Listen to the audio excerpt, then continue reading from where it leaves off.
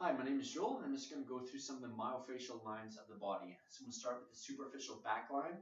So if we're drawing a line through our body, it's going to start on the bottom side of your foot through the patellar surface of the phalangeal, run up the calcaneus, your heel, the Achilles tendon, up to the condyle of the femur, up your hamstring to the ischial tuberosity, up your erector spinae, which is a muscle just running along the back, your spine, up and over to your occipital ridge, and then over your head to the frontal bone there.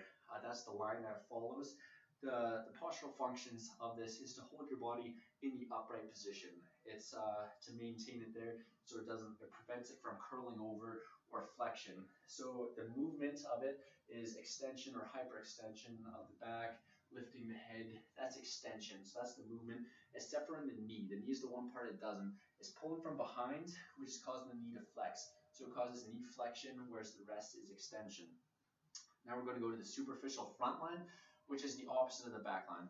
So it's running along the top of your foot, the dorsal surface of the phalangeal, to the tibialis anterior, up to the tibialis tuberosity, to your patella, which is your knee, up your rectus femoris, to your pubic tubercle, and up your rectus abdominis, which is the front of your abs, up through your sternum, and it's going to end at just above your mastoid process, which is kind of just below and behind your ear there.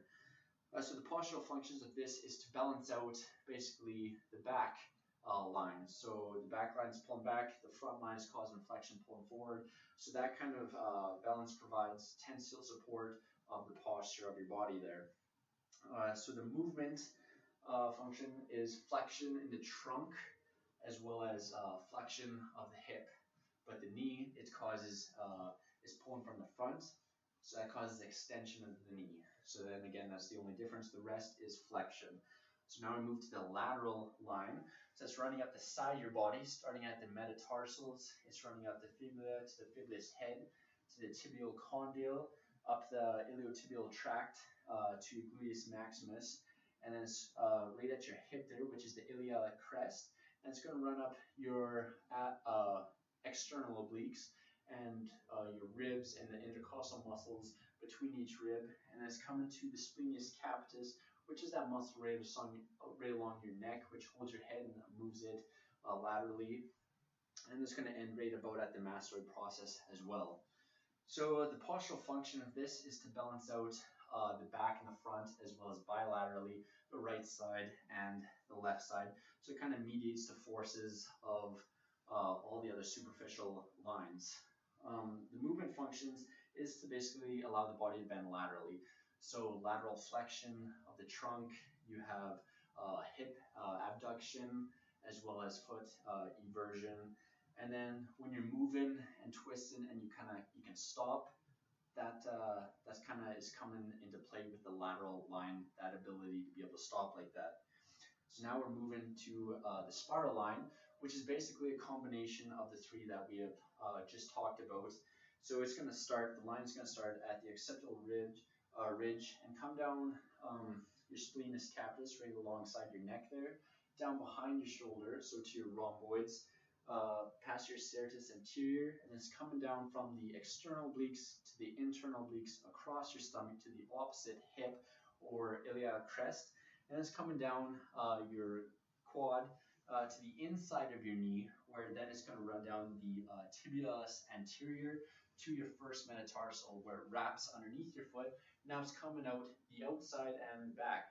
So it's coming up the fibularis longus to the fibular head, and it's coming up the biceps femoris, which is part of your hamstrings, and it runs up to your sacrum, and then back up your erector spinae, right back to where it started at the occipital ridge. So the postural purpose of this, because it is a double spiral, it basically holds all the other lines and balances them together. So it's not always even on both sides, because most people have a dominant hand or a hand that is stronger, maybe the one used in sports.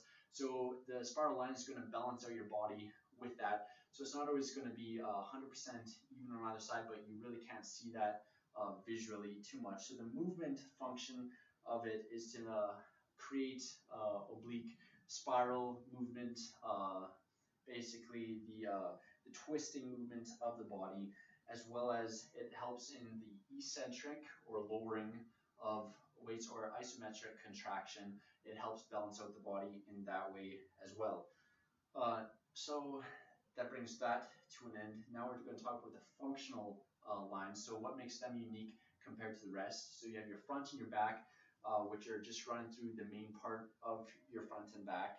And what makes them unique is that they're not as much involved in the postural stability as all of the other ones. They're more involved in movement and activity. So in the movement function of the functional lines of the body, it gives you more power and precision in your movement, as well as it connects basically one limb to the opposite limb in the same girdle as a counterbalance in the movement you're doing.